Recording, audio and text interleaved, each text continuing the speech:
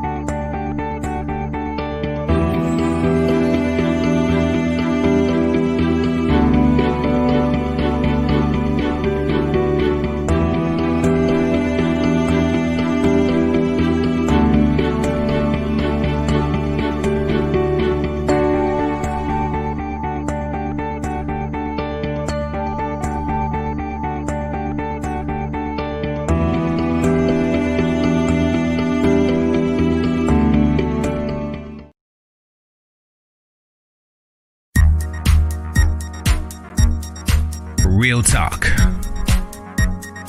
Real topics. Real solutions. This is MSR Forefront with your host, Stephenetta Harmon.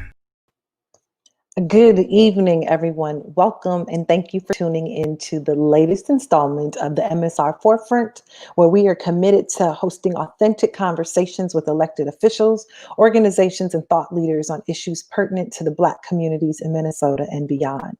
I'm your host, Stephenetta Harmon, and tonight we'll be joined by Dr. Zeke McKinney to talk about the ongoing impact of COVID-19. But before we get started, I would like to let you know or introduce you to tonight's sponsors. MSR Forefront is sponsored by Ramsey County Research. We must slow the spread of COVID-19 to protect our communities, stay vigilant during this time, wash our hands often, wear a face mask, and stay 6 feet away from other people. Minnesota Spokesman-Recorder and Research by Ramsey County. Let's stay safe, Minnesota. Also, MSR Forefront is sponsored by the Minneapolis Foundation, Funds for Safe Communities.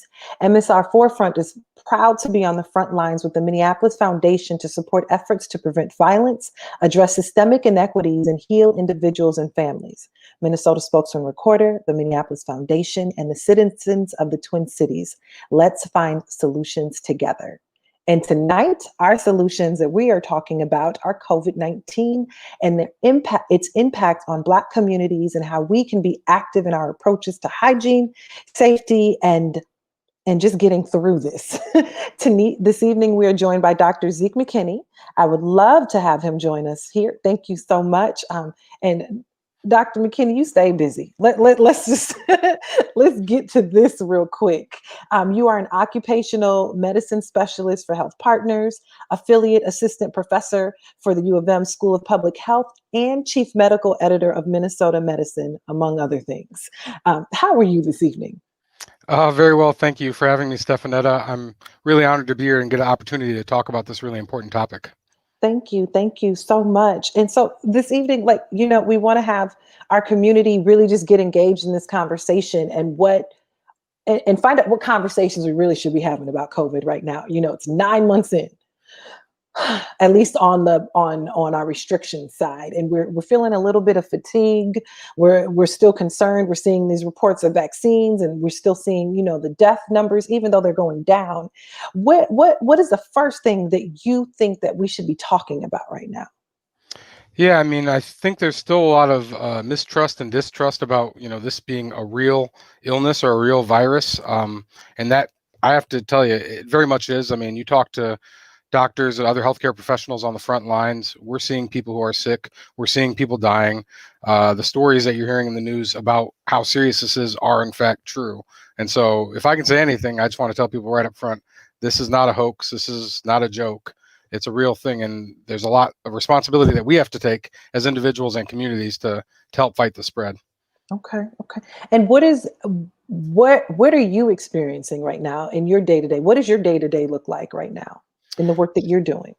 Sure. Well, my normal job as occupational medicine doctor, I see people who get injured at work. Hmm. That's changed a little bit just in terms of, we've gone a lot more towards remote visits. That's visits by telephone or by video, kind of like this. Hmm. Now when I go see patients, I'm not only wearing a mask, but also a face shield, things obviously that we didn't have to do before.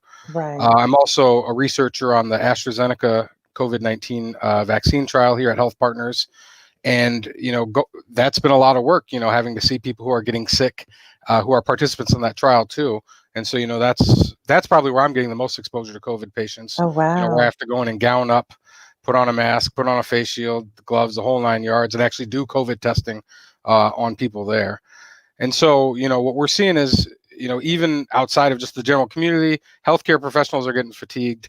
People are being asked to work extra shifts, longer hours, in some ways, not feeling like they're always supported as well as they want to be. So it's been a real struggle.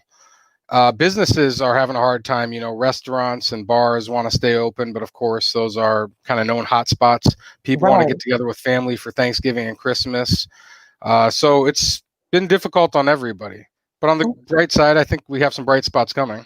Okay. Now, thinking about that, you just mentioned holidays. Christmas is right around the corner, and we're tired.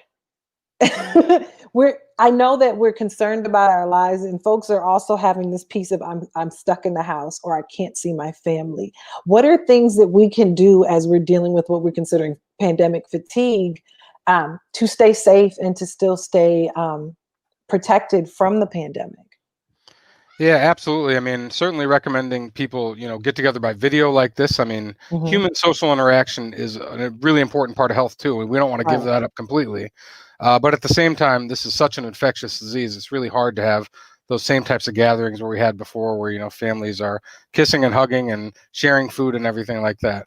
I mean, I think it's, as simple as, hey, maybe pull up to the curb in front of your parents' house and, talk to them from a fair distance away outside.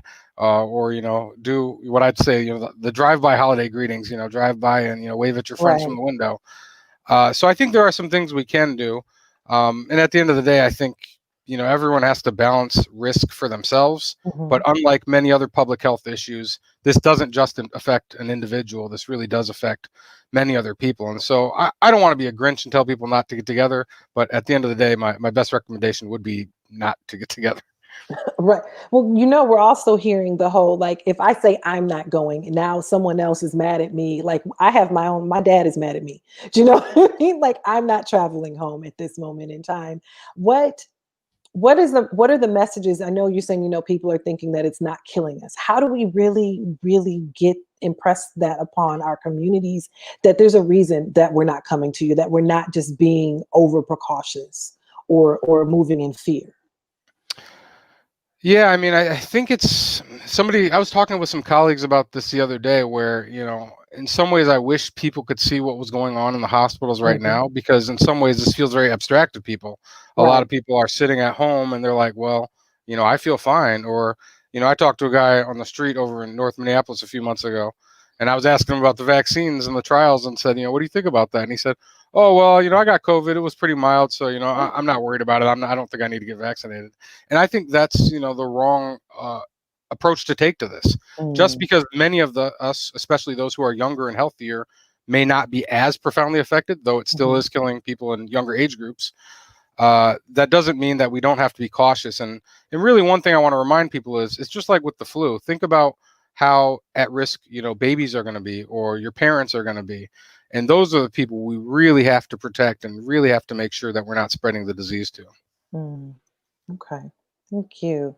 And then, let's get into, this is a Black folk space, a Black folk conversation, and Yes, Black ma'am. folks are getting hit with pandemic hard in different ways. It's morbidity, it's diagnosis, it's just even treatment.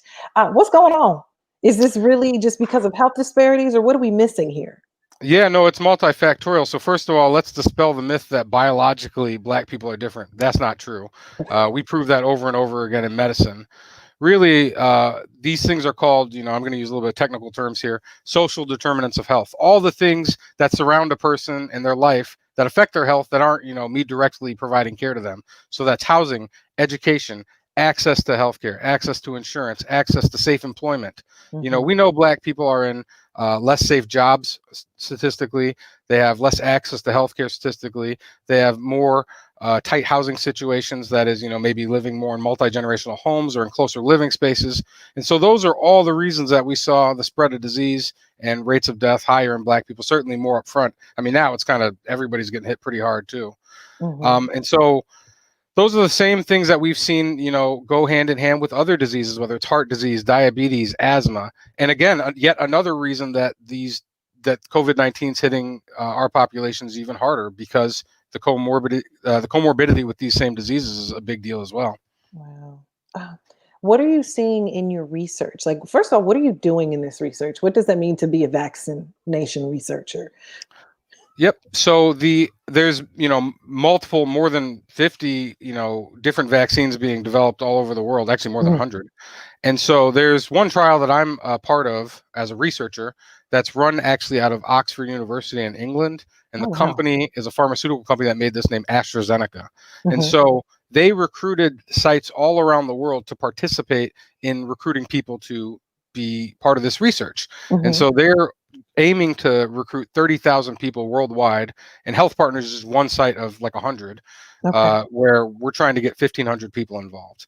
And so my job as a researcher is not only to, of course, ensure that we're doing safe research that's meeting the aims of what we're trying to achieve, but also getting out and hitting the streets and talking to people like you, and telling people, hey, here's why it's important to get involved. And one of the reasons I felt really motivated as a Black man, as a Black physician, to get involved in this was so that I can, dispel some of the myths and some of the fears that people have. Because yes, there has been a very serious history of research atrocities in communities of color in the United Right. States. No question You about say that. Tuskegee, right? And yeah, but to be fair, what people don't know is Tuskegee actually led to a lot of the research protections we have in the United States today.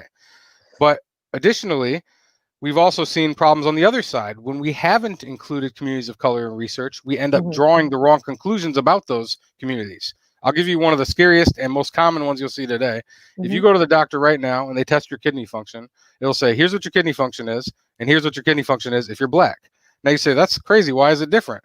Well, it's different because we based this on bad science, and we're only getting rid of it even now. And it shows you that Black people actually have better kidney function than white people because of presumption that we have greater muscle mass, which again is not true. So maybe that sounds good. Okay, great. We have better kidneys, but it's actually bad. You have downstream disparities. Like when somebody maybe has kidney disease and needs a kidney transplant, they're going to take longer to get there now.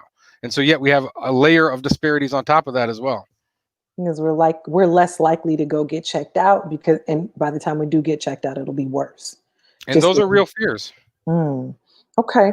And then, so in terms of your research, and you said up to 1,500 people, do you have 1,500 people now? How are you finding those people? And what percentage of those people are of color? Yeah, good question. Mhm. So this trial here, or our site got sort of Mhm. activated for this in September. Oh, this And is yeah, so it's been going on for a while, but there was actually almost a 2-month delay. There was a severe adverse event that happened in England.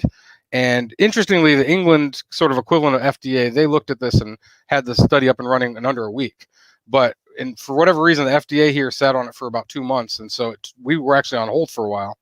But once we opened the doors for the trial, I mean, people flooded in right away. Actually, it was a majority white people at first. And Mhm. so we had been doing, again, a lot of outreach, even through venues like this, to try to get communities of color engaged, working with various community partners. African American Leadership Forum's been pretty helpful. Minnesota Spokesman-Recorder's been pretty helpful, if I want to give some shout outs here. Um, But right now we're at the point where we have about 20% of the people in the trial are from communities of color. And right now, nationwide, the sponsor, AstraZeneca, is actually prioritizing getting more communities of color involved if people are inclined. Now, to be fair, again, one of the biggest research protections we have is the fact that research is totally voluntary. So that means once you get started, all the way through, all the way up to the end, you can quit at any time you want. Okay. How far along are you in that research versus the vaccines that are out now, the ones that are being distributed across the country right now? Yeah, so the ones that are being distributed, I think we were probably pretty close to where they were, but then we had this couple-month hold. So I would say this trial, I'm anticipating they'll be applying for an emergency use authorization through the FDA, the same thing that these other vaccines got probably in the next month. I believe they are close to 25,000 people enrolled right now. So it's coming up to that point of having, first of all, enrollment close, but then also reaching their end point of getting a certain number of people who have had the disease, so then they can actually measure efficacy. And it's a fairly small number, but it can demonstrate whether or not it's working or not. Awesome. And prior to jumping on, you mentioned that you actually got one of the other vaccines yourself yesterday. Yes, ma'am. So everyone's been asking me, well, if you're part of the research, are you getting the vaccine there? And I said, well, no, I can't. I'm a researcher. That's not ethical. Right. But because I'm seeing COVID patients, I'm in, one of the first groups of healthcare providers to get vaccinated. And so I was able to, through my employer health partners, get the Pfizer vaccine yesterday. Okay. And you look good. Well, because You too, madam.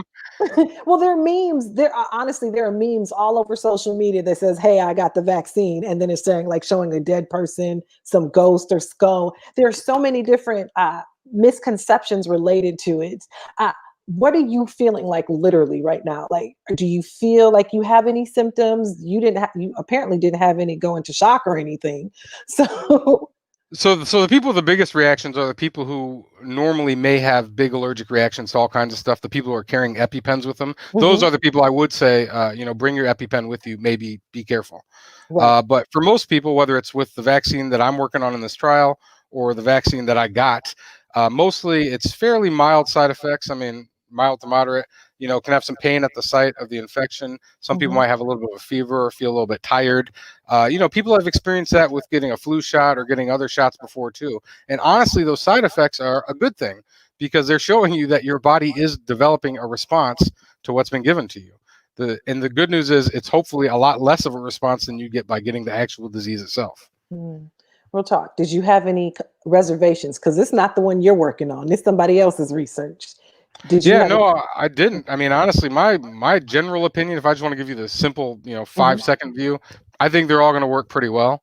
And I don't have reservations. As a public health physician, I believe very strongly in vaccination, and I believe very strongly in vaccination research.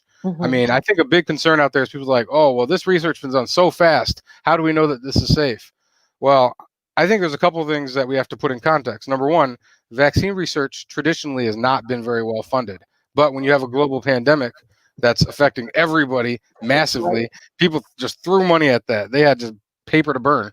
Now, the second part is that we also have a disease that's really, really common. So for most vaccines we're studying, we don't have diseases that people are necessarily getting every day all the time. And so in this case, the research could advance a lot more quickly because it's a disease that's so prevalent in the community.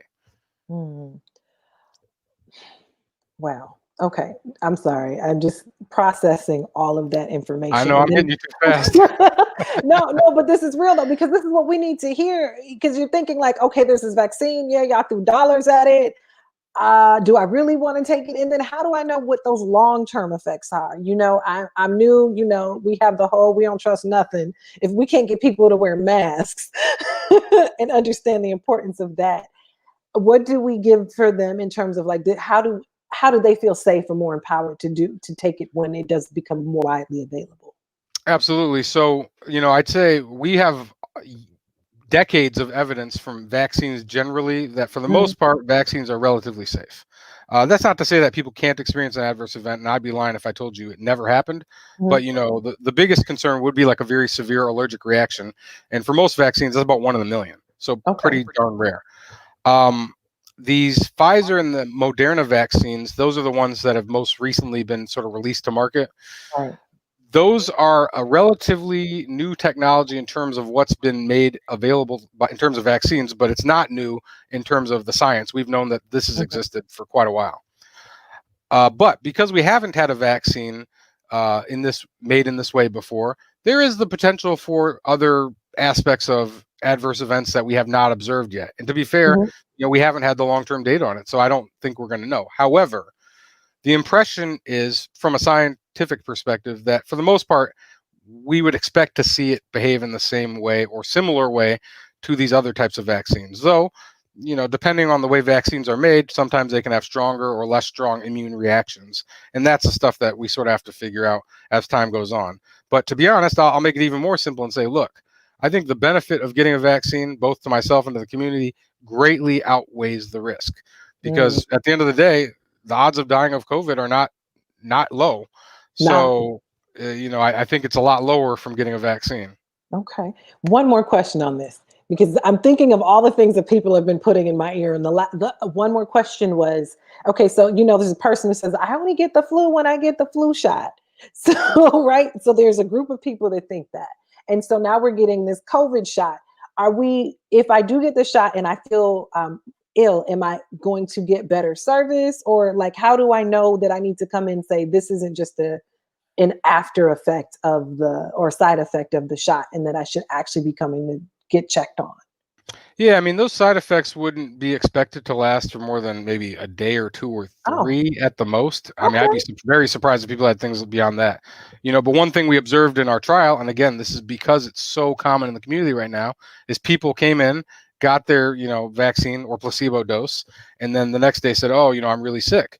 Well, and it turned out those people actually had COVID. So, oh, wow. So, I mean, that's a real thing that can happen. And the same thing can happen for us out there in the community getting vaccinated.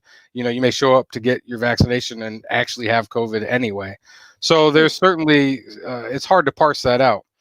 Now, the flu is a probably more unique one, and I don't want to dive down that road too far, but one of the challenges with the flu is that virus mutates very, very, very fast. And so every year we make a vaccine based on the types of the flu strain that we saw the year before. But of course, it's not going to be necessarily what's around this year. So that's why it's not usually very, very effective. However, it tends to be relatively effective in making sure that people who do get the flu often have less severe symptoms, or also to reduce the transmission to the populations most at risk, like I said, the babies and the old people. So COVID is a very different virus than flu, and so it's hard to sort of compare those. It's not really an apples-to-apples comparison talking about those types of vaccines.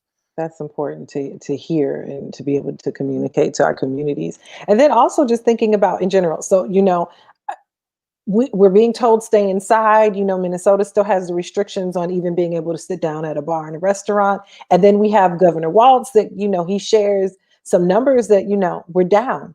The second consecutive day below 2,000 reported cases, total of 400,000 or about 401,000 total, and nearly 5,000 deaths. And so we're seeing this decline. Is this because of our vigilance in being, staying home, or is this something else? Because everyone is attributing everything else besides wearing a mask. I think it is vigilance. I think it is the fact that things had to shut down again. I mean, we saw a huge spike in early to mid-November, and we're coming down from that, but it's still higher than it was, let's say, in October and September.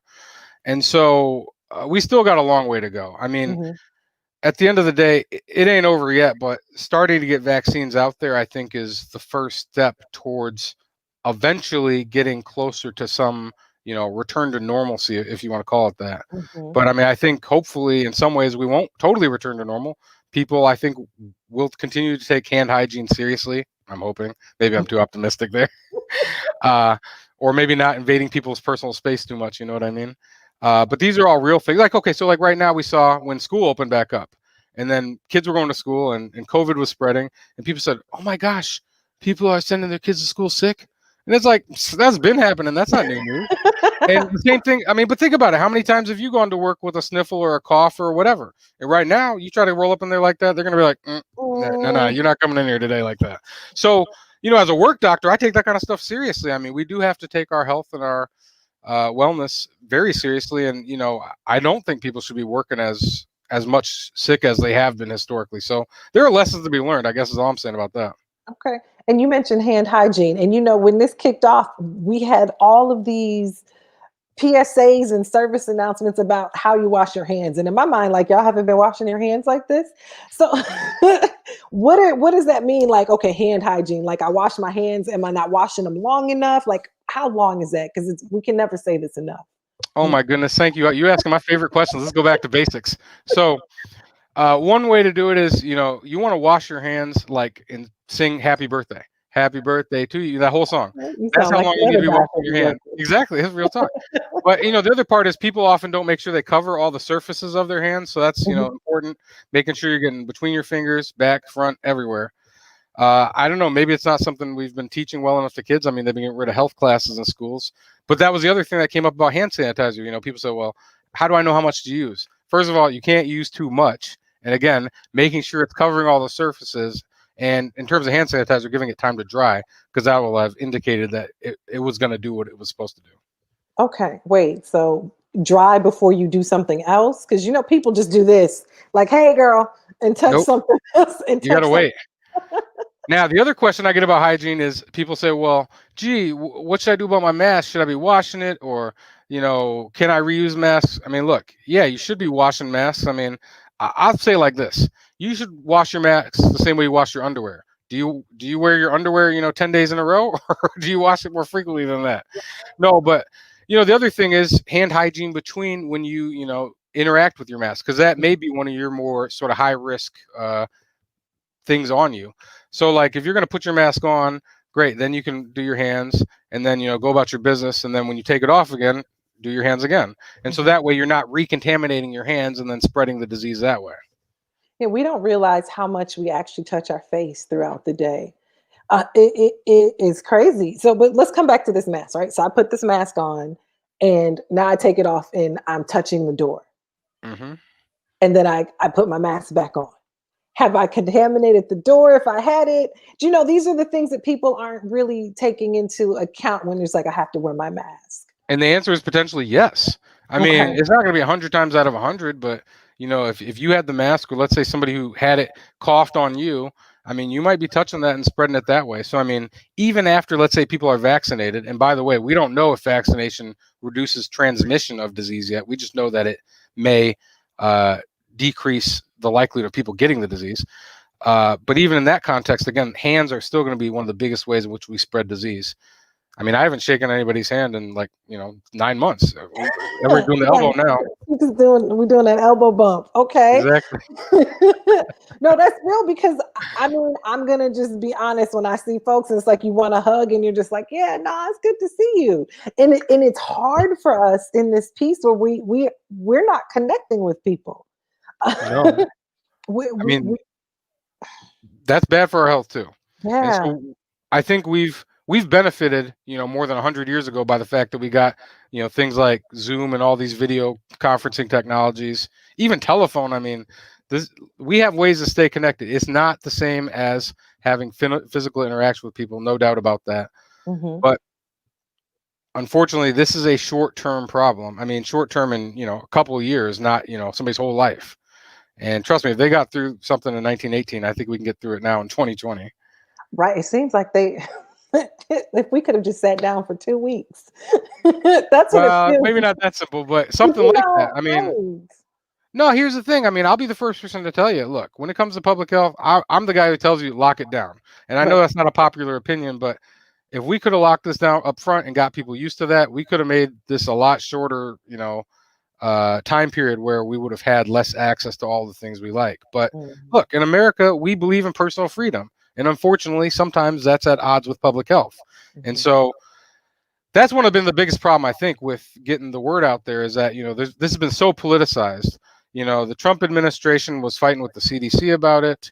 I think the governor here, and I'm just guessing, I'm speculating here, is under pressure for businesses to stay open. And so it's always a push-pull, because look, if businesses all fail and people can't pay their bills and can't get health insurance and can't buy food, I mean, that's a whole bunch of other ways people are going to die too. So it is definitely a balance. And I'm not saying that, COVID-19 is the only important thing, but it is a very critically important thing at this moment that impacts us all definitively. Mhm. And let's come back to this. You mentioned when we were talking about the vaccine, about that if I take it, it doesn't necessarily mean that I can't transmit it. So a couple questions. One is, if someone takes the vaccine, are they required to get tested to see if they have it first before they take the vaccine? Okay, so there's not that. So pretty much I should take the vaccine and go sit down somewhere.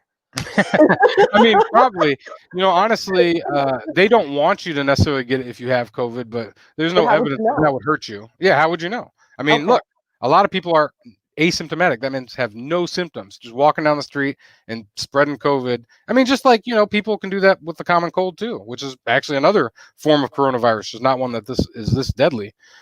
So the issue is that if you're talking about how are vaccines effective, there's Mhm. issue number one is, does it prevent you, the individual, from getting disease? And that's important. And Yes. that's, I think, when you're hearing the numbers about like 90% efficacy, things like that, that's what they're talking about. Okay. Now, the other part that's important is, does it prevent people from transmitting the disease? And right now, we don't know that. That has not been studied well enough in all these trials. And it's starting to be. But you have to understand, the two vaccines that have made it out to the street right now, those were only with 2 or 3 months of data showing that those were effective, and in a Okay. very small number of people. So small, it's under the population prevalence of the disease anyway, which doesn't Okay. mean it's wrong. It just means, it's a scientifically correct number, but it's difficult to interpret all these things in a way that, your average person can digest really well. Okay. So if I get the vaccine, then I still need to wear my mask so that I can just help prevent spread in that same way. Because that's what the mask does, is for me to protect you, right? Correct. So masks are better at protecting you from spreading it to other people, but there has Mhm. been increasing evidence that they do help to protect you as well. So Okay. they're not as good as, now here's where I'm putting my work doctor hat on. They're Yes. not as good as formal respirators, N95s, or your half face respirators, or your full face respirators, or even like the firefighters wear with the oxygen on their back. All that stuff will protect you really, really well. Can But I get a that? cloth mask is just a little bit of a barrier. Okay, And just the so, cloth. But we're or I not mean, even any just kind of the mask. cloth mask, but the blue mask, Yeah, the surgical mask, all that. okay. Okay, so Okay. look, let me give you a perfect example. We've Yes. been doing surgery for the history of time with just these little surgical masks. And what was the point? So that when, somebody's belly is open in front of you, you're not like coughing and breathing into it, Hmm. because that's going to be a huge risk of infection. And so this is the same thing. And this is a much more obviously infectious disease than kind of most things we come Right. across, but that's the whole rationale for that. But even despite that, you can still, again, spread it by contaminating surfaces too. And so we're going to find out more about whether or not these vaccines prevent transmission. I'd like to think in the next few months or so, but we don't know yet. Okay. I'm going to still continue to ask some more questions here. Hey, everyone tuning in, thank you again for tuning in to the Minnesota Spokesman-Recorder's Forefront. We are here with Dr. Zeke McKinney, and we are talking everything about the pandemic. If you have questions, if you have reservations, if you just have concerns, please drop a question or a comment so we can share it and communicate with, with the community here. And I know I have someone who just asked, like, why are people so afraid of the vaccine? Why do you think they're so afraid? Well, okay, so vaccine hesitancy, even outside of communities of color or the Black Mhm. community, has been a thing for a while now. And I mean, probably one of the most famous things that happened was this researcher from England who tried to connect vaccines with autism. And by the way, that Mm. science has been totally debunked. That guy has been totally ostracized from the medical community, but he's still out there, singing his song, and it is what it is. And to be honest, look, people for whatever reason have institutional fears, again, outside of just communities of color. Mhm. I mean, people you see often are more quick to turn to supplements or the CBD that you can buy at the gas station more than, whatever it is that I got to prescribe them. Right. I'm not saying that is a wrong opinion and by any means. Look, people have to make their own decisions for their health. But what I think people don't appreciate is the medications I prescribe are very, very highly regulated. Now, do people have some truth in saying that, look, medications are made by companies that are out to make money? Yes. But so are those supplements, and so is the CBD, and so is all this other stuff. And so, I think to some degree, we always are going to have to take faith in the system. But Mhm. more importantly, you have to take faith in the people who are providing information to you. So if you don't feel like you can trust your doctor or your local health professionals, then you need to shop for one you can trust. I mean, that's a real thing. I'm going to look here. I'll tell you, I'm going to give you the whole speech I give everybody when they new patient in my office. The first principle of medical ethics is what they call patient autonomy. That means you get to choose what's right for you. You're the boss of your own body. I'm just a guy with information. If you want to take everything I say and do it, that's cool. You want to take everything I say and do nothing, I'm fine with that too. You want to take some and leave some, go for it. My job is to help you get to whatever health goals you want and to understand the information that will be helpful for you to get there. And if people appreciate that that's the perspective in which they should be interacting with their doctor or with their public health professionals, I think they may feel better about it. I think one of the problems we have is sometimes health professionals or public health professionals may come off as judgmental. You know, they might be mad at somebody for smoking or drinking or, you know, maybe not being, you know, what they would consider the right weight. And that's not a good approach. And even if it's just somebody's personal insecurity that they're feeling that, a doctor has to do a really, really good job of trying to overcome that and saying, look, again, I'm not mad at you, or I'm not, you know, getting on you about, you know, the choices you're making. I want to just help you make the choices that are consistent with the goals you're trying to achieve. And I would say the same thing is true for vaccination and everything else. Well, that leads to a good point. You're talking about you as a primary care provider, right? There are, what is it, about only 64% of people, the population under 30, have a primary care provider. Like, let's talk about them among 30-year-olds, right? It dropped to 64%, I think, in 2015. 75% of the overall population, because so we don't even have a doctor. A lot of us don't have a doctor just to call and to harass, or a regular doctor that you've been seeing for a long time that we trust to have those conversations. So then how do we get into that where we can be more educated and be able to develop a relationship? Because that's also part of this whole process. Yeah, I mean, you're talking about something near and dear to my heart. And first of all, let me clarify that I'm not a primary care doctor. No, you're not. Yes, doctor. Right. But those people are the heart of healthcare. They are what makes this all work. So I actually am lucky because as a work doctor, I sometimes interact with 20-year-olds who are, you know, coming to me to get cleared to start a new job. And so I might ask them, I say, hey, do you have a regular doctor? And, you know, so this is a 20-year-old guy. He's like, I don't know. I don't got any problems. No, I never go to the doctor. And so I say, look, real talk, I think you should get one. And here's why. So that when, you know, something does happen, you're in your garage, you drop a brick on your foot and you need to get an x-ray, or you just need to ask somebody, how worried should I be about this? You have somebody to contact, you know, somebody, you know, so you can develop a relationship with somebody and trust them so that when you do go in for that new thing, they don't have to ask you your whole life story because they've already got that information. And I think the good news is we've really amped up our ability to do telemedicine, you know, these remote visits or little quick phone calls and things like that, much, much more this year. And I think being able to leverage that in a way that people can get direct access to good healthcare information, whether it's from doctors or nurses or whoever, that's something I think that we still have yet to really optimize and take the most advantage of. Oh, telehealth is amazing. You can call instead of Googling. You can actually call and have someone call you back in 15 minutes to have this real conversation, to answer questions outside of like, girl, I just Googled this, or guy, like, what happened? Yeah, because, you know, we do that. Just be honest. We will Google until, oh, it's fine. Your foot turned blue. Don't worry about it. It'll just warm it up. So I do appreciate that. Also, just thinking about that, if we go for this vaccine, do we have to have a primary care physician? What's the follow-up look like? Or is this considered like an emergency service? I know we're not getting it tomorrow. We're not on the, you know, most of the population isn't on the first wave, but as it starts to become more and more available, how do we get that, and how do we do this follow-up? Yeah, so down the road, and we're talking about probably 4 months from now-ish, people would go to, you know, primary care clinics to get it. And I don't think anyone's, going to hold you to, you know, you must have a primary care doctor. But clinics are, I think, definitively going to be making sure they have ways to get it out to the community. I'm sure the Minnesota Department of Health, just like they've been doing COVID testing at various sites, are going to have COVID vaccination, you know, clinics available. You know, sort of in terms of what you're saying about follow-up. So the 2 vaccines that are out right now, one of them, you get 1 dose followed by another dose 3 weeks later. That's the one I'm getting. So I got to go back in 3 weeks. Okay. Another one is about 4 weeks later. The trial I'm working on is also 4 weeks later. There's a trial going on at Alina right now here in town. That's between Johnson & Johnson and another company named Janssen. and that one they're actually only testing one dose. So there's a variety of things still coming to the surface, and I think the good news is there will probably be a lot of choices a year from now. We're not there yet, but at the end of the day, I think we will see a pretty high availability of these vaccines probably 12 months from now, if not sooner. Okay.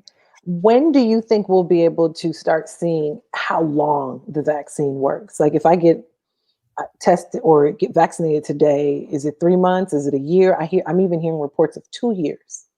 So 100%, we do not know that yet. I mean, think about it. COVID-19 hasn't been around 2 years, so there's no way we Right. could even know that information.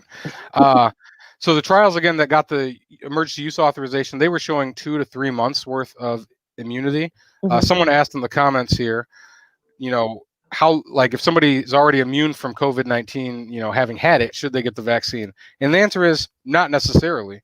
The presumption is that we're seeing immunity somewhere on the order of about 3 months, maybe a little bit, 2 to 3 months. And so if you're already in that range and, you're a generous and nice person, maybe you want to leave that vaccine available for somebody else. But there shouldn't necessarily be any harm in getting it at that point either. Okay. And so as these trials are still continuing, by the way, the ones that have got the emergency use authorization. And so they're going to continue to observe how long that period is. The trial I'm working on is observing the same thing. And so that's one of the big points that we need to find out, because all these trials are about 2 years long, and for this reason. Mm. And so we'll be watching you, right? So in 4 weeks, you get another shot, and then we'll just start to see, what you're seeing happening and how that's, well, not just you, but the first wave of folks getting the vaccine. I know I'm talking a lot about this, but this is real, because this is a conversation that we continue to have where some people are like, I'm running tomorrow to get it. And so how do I get it? How do we then, what is that looking like at Health Partners in terms of when this next wave? I know there's 250,000 doses of vaccines are being brought to Minnesota by the end of the month, where most of us aren't in that first wave. But as it does come along, how then do we get that? How do we get on a list? How do we educate ourselves more? Is there like a place that we can go to? Sure. Well, now first I'm going to go back to what you had said before I touch this point, and say, Yes. when you were talking about after getting vaccinated and wearing the mask, which is really important. I mean, the other part to note is that, oops, I kind of lost my point there. Well, that's okay. So now, We can come back to it. yeah, we're Mhm. talking about so many different things. It's hard to keep it all balanced here. So how do we get actually vaccinated? So right now we're in what they're calling phase 1 of the vaccine distribution, and that's primarily healthcare professionals and people who are working and living in long-term care facilities that are hit really hard. After that initial phase is over, and again, this is going to be for the next few months because supply is going to be pretty limited for a second. Then phase 2 is where they're really going to start addressing more communities that are going to be at risk.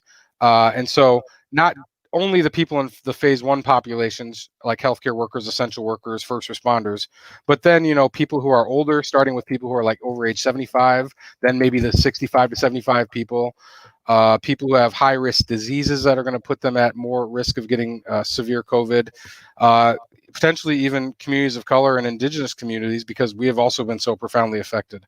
And a lot of that's going to depend upon, again, what different community organizations are doing in conjunction with, state health departments and county health departments like Minnesota Department of Health, Ramsey County Public Health, et cetera. And so I don't know that we have a clear where do you go to get it yet, but I assure you that word is going to be out there, and I'm going to be one of the people talking it. So ask me that question in March, and I'll probably have a better answer.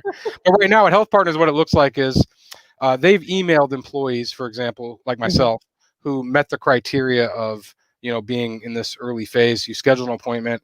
I went over to Regents Hospital yesterday, got the vaccine. They made us sit there for 15 minutes to wait. And that's what everybody who's getting vaccines right now are doing, because this is so new, and just to make sure nobody has a severe side effect or anything like that. And then they give you a little vaccine card, showing that you've been vaccinated. I should pull mine out and show you. I even got a picture of it that I need to put on social media. I've just been so busy talking about this stuff and calling people for the trial all day, I haven't had a chance to do it. But, I want to show people that, look, I'm not scared to do this. Again, I think the benefits outweigh the risks. And when the time comes, Minnesota Department of Health and your county public health departments, as well as local organizations like Minnesota Spokesman-Recorder, African American Leadership Forum, are a couple I'm just keep coming to mind. North Point Health System right there in North Minneapolis Right. are going to be getting the word out. Broadway Family Medicine is another group that I think is going to be doing a lot of work in the community. Okay. Okay. And so I know you were just mentioning about us going back to, and I asked the question about, so if I get the shot and I still need to wear my mask to protect myself from other folks. The other piece of that, people were asking about the antibodies. Like, is there something that, Oh, yeah, that now was, you made me actually remember my point. yes, that's what I was trying to So get to for you. thank you. Yeah, you jogged my memory. Yes. So the one thing was, again, we still may be able to transmit the disease even being vaccinated. We don't know yet. And we Mhm. also can contaminate surfaces with our hands. We talked about that too. Mhm. But the last thing is, from a public health perspective, I'm not trying to confuse people. I don't want to be walking around without a mask and saying, whoa, look, I'm vaccinated. So, I ain't got to do nothing. No. Because you're going to give people the wrong impression. We all are in this together and we all have to do this together. So that means all of us got to wear masks and all of us got to stay distance and all of us got to, not together, get together with family and go to the bars and all that stuff. Okay. And thinking about this masks piece, and you said most trials are 2 years, and COVID hasn't even been around for 2 years. So we can at least anticipate at least one more year of wearing masks. I don't Is know if that I'd is say it that a like that. thing? No? So the 2 years is to just make sure that they're collecting good data so that they can, in the long term, understand how Mhm. these vaccines work and how safe they are, et cetera. And so that's not unusual for research studies to last for multiple years. That is Okay. not a reflection of how long we anticipate this will last. Again, and this is Zeke McKinney talking. People ask me around Halloween, like, well, gee, when is it going to go back normal? I said, talk to me next Halloween and we might be going out to bars. You know what I mean? And that's just my guess. Because I think by that point, we'll have a fairly wide community dissemination of vaccine. However, I can't guarantee that people are going to get it. I mean, you hear everybody saying they don't believe in it. And I don't know what's not to believe in. Look, I mean, people believe in, using their iPhone. That's science. And believing in vaccines is also science. And so personally, and this is my opinion, and I'm not trying to, again, pick on people for their beliefs. And again, communities of color have had bad interactions with institutional systems, including healthcare and healthcare research, not denying any of that. I'm anxious to go to the doctor and I am a doctor. But Mhm. I don't think we can pick and choose when we believe in science and when we don't. Now, with that being said, science can be interpreted in different ways. That is true. Mhm. And that's why there has to be people like me out there arguing with other people like me about what's true and false. Unfortunately, again, I think a lot of this conversation has gotten muddled with politics over the past year. And that is a very unfortunate travesty of American society that has done a lot of damage to the public trust, both in the government and in healthcare professionals such as myself. So outside of going to our primary care provider, where can we go get the information that's accurate? And So I yeah. trust the Minnesota Department of Health very, very much. Look, good news for everybody. They may not know this, but we have one of the best public health departments in the country. Your county public health departments are doing a good job. Ramsey County Public Health is wonderful. I rotated there as a resident. The CDC, despite all the politics, generally speaking, is doing a pretty good job of having good information out there. Now, the Okay. problem is it's hard to digest all that. But look, if you're a black person, you say, look, I don't want to hear anybody but black people talk about this. Well, the good news is our Surgeon General is black. You can see him talking about it all the time. There are local black doctors talking about this. I'm part of the Minnesota Association of African American Physicians. We partner with Minnesota Spokesman-Recorder on things just like this. And if you don't like me, Zeke McKinney, maybe because I'm the jerk or whatever else, I'll get you somebody else to talk about it. You can go on Twitter, you can go on Facebook, you can go on TikTok, pick your favorite. There are people talking about it. But on the flip side, as many people as you hear talking about it one way, you'll hear people talking about it another way. And so the trick is not to try to rely on people saying what you want them to say as Mhm. much as what makes the most sense in terms of real life science. Well, that's hard right now for folks. Look, I just want you to tell me it's going to go away so I can go to so and so's house. I can go home, or so I can go out and drink, or just be merry, or whatever that is. And that's literally where we are right now in terms of this conversation. Okay, so I'm hearing you. I know that I need to go to places like the Minnesota Department of Health. We will definitely drop comments on our Facebook page on this. We want to hit up the African American Association of Physicians in Minnesota. We want to be able to connect and look at resources like the CDC so we can empower ourselves. So we're not weak at this point, and I think that's important. for us to be able to say is that we can empower ourselves in this conversation. I would also want to know, how do we deal? I know you're not specific to mental health, but this is draining on us. How do we, I know we can talk on Zoom. You know, a lot of us are Zoomed out. We don't want any more Zoom happy hours. How do we find a healthy mental balance in dealing with all of this? Because I think that's where we're seeing a lot of the people lashing out from. Yeah. Yeah. I think there are ways, and I hesitate to say this only because I'm not trying to give people the wrong idea, but like if you wanted to see your best friend outside in the backyard and y'all both wearing masks, that's probably fine. Don't get too close to each other. 6 feet or longer, or yeah, or more. exactly. Take 6 feet. That's perfect guideline. So look, Okay. I'll make it even easier. If you put your arm out and your friend puts your arm out and y'all can touch each other, you too close. Okay. So that's 6 feet, man. All right. So, I mean, I think there are ways to, I mean, like, so for example, my parents, I hadn't seen my parents this entire time, except from like at the door of their house, and I'm, down their steps. I'm happy to see them. I miss giving my parents a hug, but they're over 70 years old. They're the people I'm most worried about getting sick. And to be honest, I feel like I'm probably the highest risk of people I know, because I'm seeing people in clinic, COVID or not. I'm just interacting with a lot of people. And so that's an area where, unfortunately, I wish I wasn't as high a risk. But the problem is everybody thinks, they're the one exception. They're the one who can get away with doing whatever. And unfortunately, that's not true. I say, Stephenetta, should we go to the comments over here? I think people have been posting stuff while we've been talking. They're not coming in through. If you have some more comments, I see some over here. So somebody says, vaccination decreases your chance of contracting COVID. We don't know if the vaccine will stop transmission. That's what you said. That's true. That's what I said. I'm just yes, that's exactly what you said. Somebody else said, is the medical community still encouraging us to take a flu shot and vaccine? Yes, absolutely, 100% yes. Now, that's okay. That's why I'm on top of this. Yes, so there is. I was an IT professional in my former life, believe it or not. Basically, I've just been a nerd my whole life. You can ask anybody who went to Minneapolis public schools with me. All right, so yes, still get vaccinated. I mean, we people talked about the double pandemic, concerns about people getting flu and getting COVID. Thankfully, that has not manifested as at least as big a concern as it was. But the flu is still a real thing every season, and I must tell everybody, yes, I strongly do advise getting the flu vaccine, and I could talk a whole show about that on its own. There are some guidelines about maybe not getting a lot of vaccines all at the same time in terms of getting your flu vaccine, then getting your COVID vaccine, all that. You can parse that stuff out, but I mean, if it's at least a month between them, you've gone far enough. I'll make it simple for you. Somebody said, why is the fear of vaccine so intense? Well, so like I said, there is that issue of vaccine hesitancy. There's always been the issue that infectious diseases, bacteria, viruses, little germs are so small we can't see them. I mean, more than 100 years ago, people didn't even believe this kind of stuff existed. It was like magic. Well, unfortunately, we do know it's real now. And vaccines are something hard to sort of wrap your head around, because it's like hacking your own body to do its own, good stuff. But they work. We've seen them work. And unfortunately, they've worked so well that people forgot why they work so well. I mean, there used to be, generations of people who had problems walking, like, President Roosevelt, because of polio. We haven't had that in a generation or two. And so now people are like, oh, well, vaccines don't really matter. I mean, look at the chickenpox vaccine. You don't see kids with chickenpox anymore. That came out when I was 16 or 17. I've had chickenpox, but we got that now. The shingles vaccine came out 15 years ago, and now we got that. And shingles is really painful. Ask anybody who ever had it.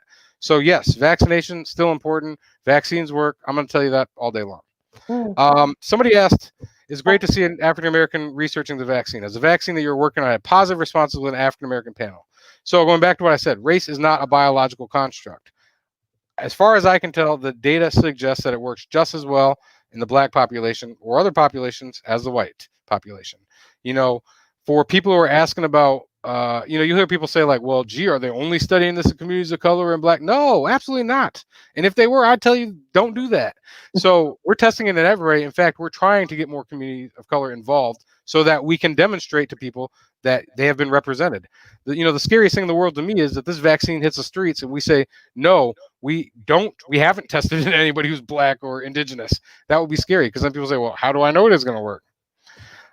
So let's go back to what you were talking about with mental health, Stephenetta. That's a really important point. And as you mentioned, yes, not my area of expertise. Now, right now, I'm going to give a shout out to the president of the Minnesota Association of African American Physicians. Her name is Dion Hart. She Mhm. is a psychiatrist, and she's been posting mental health resources on my text here this whole time while I'm talking. And I there are love a lot it. of Thank great you. resources out there. I Mhm. mean, I think the good news is that, mental and behavioral health has become less stigmatized over time. I think honestly, we would all benefit from just having a therapist, just like a primary care doc. I don't think we're at that point yet, but I wish we were. Um, and I do encourage people to make sure you are talking to others or talking to a doctor if you are feeling particularly lonely or depressed. That's all really serious stuff and can impact your health just as bad as COVID. Mhm. So we all have to find better ways to, have outlets, whether it's, playing music. I got my musical instrument sitting back here, or reading books, or writing stuff, or painting, or whatever it is. Finding new hobbies, that we can do safely and at home, and sharing that with other people. Social media, I think, has been a good way that people can get out some of their need to share and express what's going on with others. But it can also have a negative effect too. I don't know if that's a good answer, but How are you dealing with it? Because you're in it well, I from mean, the I'm really research. lucky. I Yeah. got a great partner here who's extremely supportive and is a saint. I got 3 young kids who are keeping me busy and Now, does she distracted spray you from. down every time you come in the house? Yes. Exactly. I got a Lysol mister when they come in the door. No, I'm just playing. But I believe you. we do have to rely on those people we love and Mhm. care about to provide us that support, even if it is from a distance. And that's what I'm saying. You have to find a very fine balance of risk. And like I said, maybe just doing that drive-by hello, saying hi from the window, getting together, maybe in the backyard, just a couple people saying hi, wearing masks. That's okay. Now, Mhm. here's the thing I got to ask you, Stephenetta. Why is everybody Yeah. mad about staying inside of Minnesota? It's wintertime. We'd be staying inside anyway. I'm Well, just just playing. full disclosure, right now I'm in Dallas. Oh, I see you're going to do me like that. And it's warm outside. And at this moment in time, I'm telling you, people are asking, I'm getting invites to events, and I'm looking like, do y'all know we're in the middle of a pandemic? And I'll be like, great, send me the link. And they're like, no, we want you to come, and I'm gonna stay home.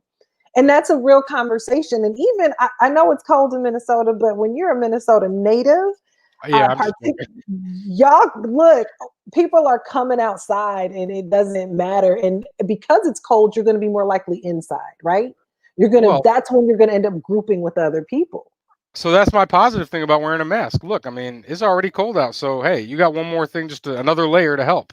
And so here in Minnesota, that works. Honestly, I'll tell you what. Here's a good scientific experiment for people. If you want Mhm. to see if masks work or not, go outside and breathe in the cold air and watch, the vapor come out of your mouth. Then put a mask on and see what it looks like. Yes, It's right, doing right. something. Right. Then if you can see your cold breath, then you know that you need a better mask. Let's start there.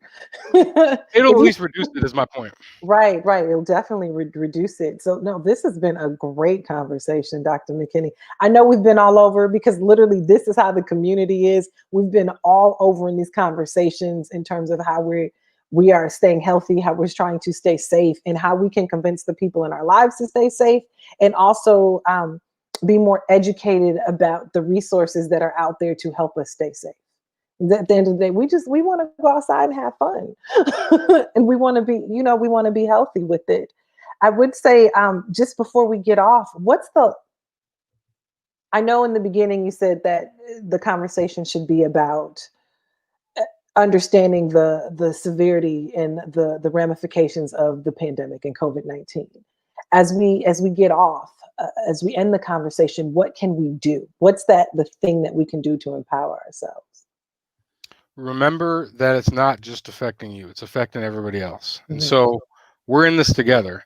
One person getting vaccinated isn't enough. One person wearing a mask isn't enough. We all have to do our part, our social responsibility to make sure that we can get through this safely. And so that, our kids, our family members, our parents aren't getting sick and dying as well. And too many of us have seen that happen.